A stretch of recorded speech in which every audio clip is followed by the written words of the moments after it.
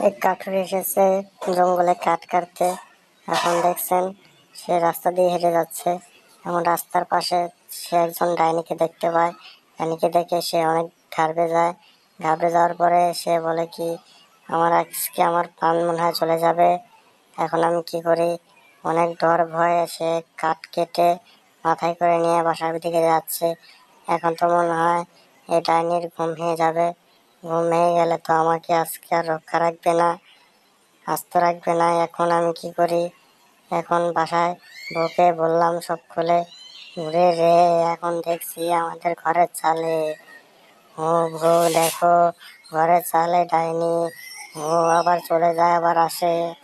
এখন আমি কি করি বলো? এখন তুমিও চলো, চলো চলে যাই, এখান থেকে পালাই।